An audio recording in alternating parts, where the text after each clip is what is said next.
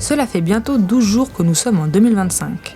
Je n'ai pas vu la fin de l'année passer car j'ai été très occupée par mon entraînement en dessin de portrait, par la réalisation de la vidéo sur ma collection de bandes dessinées et la préparation des fêtes. Cependant, j'ai quand même eu le temps de filmer quelques moments par-ci par-là, donc voici un condensé de mes dernières journées de 2024.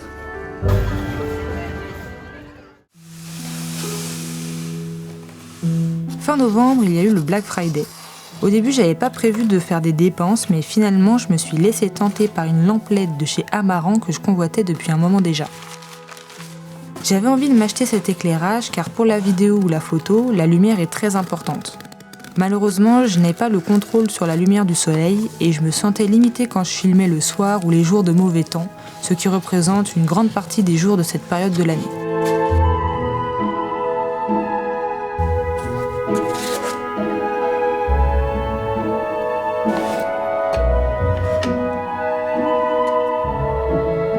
Pour aller avec cette lampe, j'ai aussi acheté une softbox de 80 cm pour diffuser la lumière.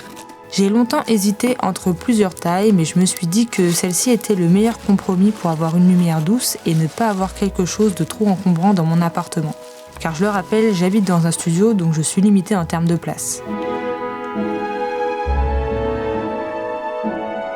Ce qui m'intéressait dans ce modèle d'éclairage, c'est que l'on peut régler l'intensité de la luminosité et la température. Je trouve ça très pratique car ça permet d'adapter la lumière à l'ambiance du moment filmé. Pour l'instant, je ne sais pas encore bien l'utiliser, mais je vais essayer d'apprendre ça cette année.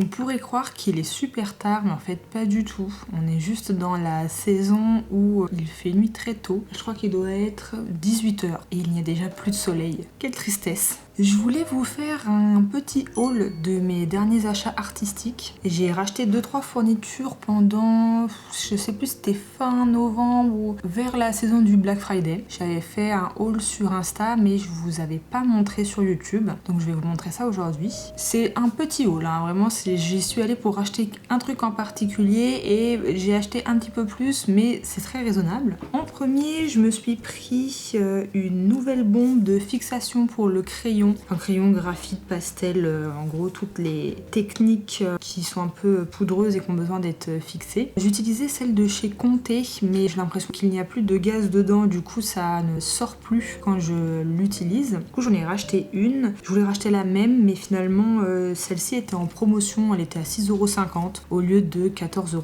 Je me suis dit que c'était peut-être une bonne idée de partir sur ça. Je l'ai testé quelques fois sur certains dessins. En toute honnêteté, je trouve que même si on utilise la baume de fixation, ça finit toujours par transférer sur la page d'en face. C'est pour ça que je mets quand même un papier entre les deux dessins, même si je fixe. Je me dis que en fixant, ça limite peut-être le transfert, mais ça ne l'empêche pas en tout cas. Ou peut-être que je devrais mettre une deuxième couche pour vraiment fixer le crayon. Je sais pas. Ensuite, qu'est-ce que j'ai pris? J'ai pris, en fait, j'étais venue à Rouge et Play, parce que j'ai acheté tout ça à Rouge et Play. J'étais venue de base pour acheter des crayons gras de chez Faber-Castell, des 8B. Je voulais même des 10B, mais ils en avaient pas malheureusement. Donc je suis repartie avec 2 8B, parce que comme ce sont des crayons très gras, ils ont tendance à s'utiliser plus vite que les crayons moins gras. Voilà, donc je fais un petit stock. Voici le petit chat qui a besoin d'attention. Et du coup, au rayon crayon, j'ai vu qu'ils avaient reçu les nouveautés de chez Faber-Castell, qui est en des crayons de papier graphite mais mat. Et ça, c'est vachement bien parce que, je pense que vous voyez, mais quand on appuie fort sur le crayon, normalement après on a un espèce de voile un peu brillant qui s'installe sur le dessin. Et ça peut être difficile de prendre des photos des dessins vu que ça brille. Et avec ça, normalement, ça ne le fait pas. Alors je les ai déjà testés sur plusieurs portraits et je trouve que c'est vraiment différent des crayons classiques de chez Faber-Castell parce que ils sont super... Enfin, la mine est super dure. Là, j'ai pris le petit set où on a... Ça va du 2B au 12B et ça fait de 2 en 2. Donc 2B, 4B, 6B, 8B, 10B, 12B. Normalement, les crayons qui sont dans la gamme B sont assez gras. Et là, je trouve qu'ils sont secs. Ça a plusieurs avantages et plusieurs inconvénients. Pour les avantages, c'est que déjà on a cet aspect mat qui est plutôt cool. C'est plus facile d'aller vers un noir type un peu crayon de couleur. Ce qui est bien aussi comme avantage avec ces crayons, c'est que quand on les taille, la mine se casse moins facilement que sur les crayons standards, même sur les plus gras. Parce que j'avais un crayon 9B standard et c'était assez difficile de le tailler parce qu'à chaque fois la mine se cassait tellement il était fragile. Alors que cela, il n'y a pas de problème. Par contre, dans les inconvénients, la mine est plus sec. Du coup, il faut vraiment appuyer sur le crayon pour pouvoir foncer les valeurs. Et ce qui fait que même un crayon par exemple en 6B, je trouve qu'on n'arrive pas à aller aussi loin dans les valeurs que sur un 6B normal. Voilà, je pense que c'est à peu près tout pour les avantages et les inconvénients. Il faudrait que je refasse des portraits avec les crayons Faber-Castell standard pour vraiment voir la différence. Parce que là, depuis que je les ai achetés, donc c'était il y a 2-3 semaines, j'ai utilisé que ces crayons. Donc j'ai un petit peu oublié comment on utilisait les autres. Mais je vous dirai exactement ce que j'en pense peut-être dans un prochain vlog. Et le dernier achat que j'ai fait, c'est un crayon, un stylo blanc de chez Unipen pour faire des petites pointes de blanc sur les dessins. Il est sympa, c'est un crayon à billes, faut un petit peu le travailler sur une feuille avant de l'utiliser, mais il est bien, il fait le travail. En fait, j'utilisais avant de la gouache même sur les dessins papier, mais je trouve que c'est peu pratique parce qu'à chaque fois il faut laver le pinceau et c'est long, alors que là avec un stylo c'est plus rapide. Et voilà, c'est tout pour ce haul.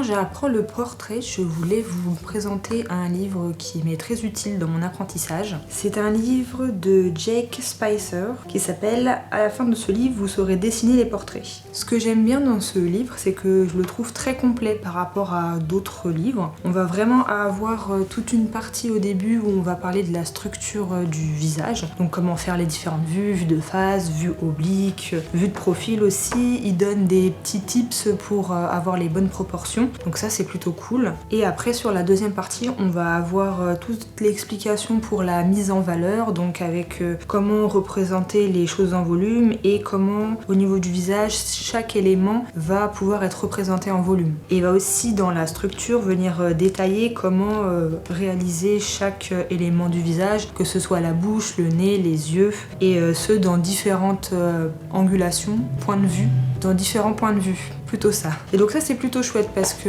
en général j'ai l'impression que ce soit dans les vidéos, dans les livres, il n'y a souvent pas une explication approfondie des différents points de vue. On explique souvent la vue de face, à la rigueur la vue de profil et la vue de 3/4 et encore. Et après c'est débrouille-toi pour les autres vues, alors que je trouve qu'il y a des vues qui sont super dures à faire, comme par exemple quand on regarde vers le haut, faire le nez dans cette position là, et c'est super dur. Et personne ne fait de tuto pour nous montrer comment on fait ça. Du coup j'ai trouvé ce livre vachement bien pour ça. J'utilise pas exactement sa méthode pour tout. Par exemple pour la structure, il a une méthode que je comprends parce que j'ai pas mal étudié la structure du visage, mais je trouve que c'est pas la plus intuitive. Moi je préfère utiliser la méthode Lumi. C'est vraiment une méthode hyper connue. D'ailleurs il y a plein de vidéos sur YouTube si vous souhaitez apprendre par cette méthode. Mais il nous montre bien comment positionner un visage dans un carré, ce qui permet de comprendre le visage en perspective, et ça c'est une des choses les plus importantes pour chaque élément, mais aussi pour les personnages. La partie moi que j'utilise le plus dans ce livre, ça va vraiment être la partie sur la mise en valeur. Je trouve que c'est très bien qu'il ait mis même des modèles d'exemples de la tête à sarrau. Alors pour ceux qui connaissent pas, qu'est-ce que c'est la tête à sarrau? C'est la tête avec toutes les facettes, et du coup en fonction de où sera la source lumineuse, on va pouvoir voir comment les facettes vont réagir à l'exposition de cette lumière. C'est un petit peu le deuxième boss indispensable à connaître pour le portrait. Moi je pense que si vous voulez apprendre le portrait, je vous dirais d'apprendre Lumi en premier pour la structure, et ensuite d'apprendre Asaro pour la mise en valeur, et quand vous combinez les deux, normalement vous devrez être pas trop mauvais en portrait. Et ce qui est bien aussi, c'est qu'il a fait toute une partie, il y a une petite partie pour les cheveux, et ça c'est plutôt bien parce que je trouve que c'est très difficile de dessiner les cheveux. C'est pas facile, c'est un peu comme la végétation finalement. En fait il y a tellement de détails, ça peut aller tellement dans tous les sens que c'est très difficile de simplifier pour que ce soit lisible. Voilà, puis après il y a une petite partie aussi sur la composition, et il laisse plein d'espace libre pour permettre de s'entraîner. Donc c'est un livre que je vous recommande. En plus je crois qu'il était pas super cher, ouais, il est à 12,90 €, et je trouve qu'il vaut beaucoup plus le coup que le Morpho qui s'appelle Tête et Cou, que j'avais aussi acheté pour apprendre le portrait, mais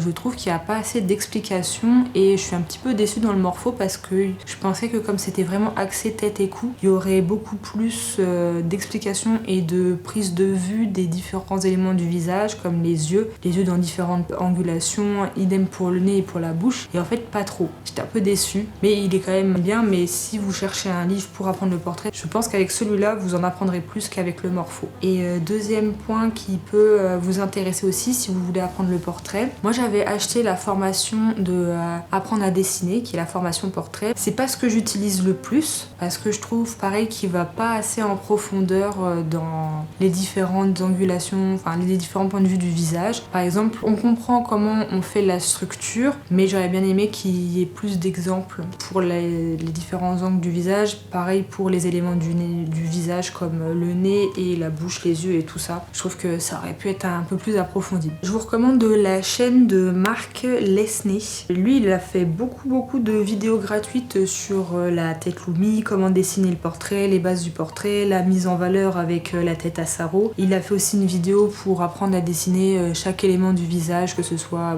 bouche, yeux, nez et compagnie. Franchement, je trouve que ces vidéos valent vraiment le coup pour apprendre. Moi, je les ai toutes regardées et ça m'a bien aidé. Voilà, après c'est en fonction des goûts de chacun. Peut-être qu'il y a des gens qui apprécient plus regarder des vidéos et d'autres personnes qui apprécient plus les livres. Donc c'est en fonction des goûts et des couleurs. N'hésitez pas à me dire ce que vous préférez entre apprendre par la vidéo ou apprendre par les livres. Et si vous avez des livres qui vous ont, des livres ou des vidéos, des ressources qui vous ont aidé dans votre apprentissage, je serais curieuse de savoir qu'est-ce que vous utilisez pour apprendre le dessin.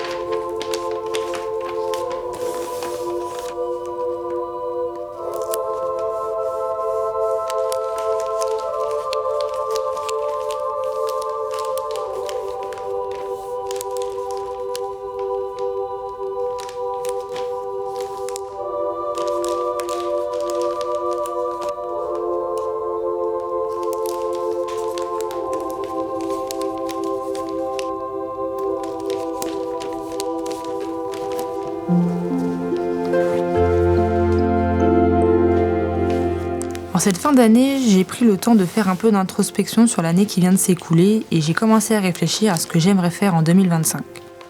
Je ne vous en dis pas plus car j'aimerais filmer une vidéo bilan de l'année 2024 où je vous partagerai toutes mes réflexions. En attendant, je vous souhaite une bonne année ainsi qu'une bonne santé et surtout beaucoup de créativité pour 2025 et on se dit à bientôt pour une nouvelle vidéo.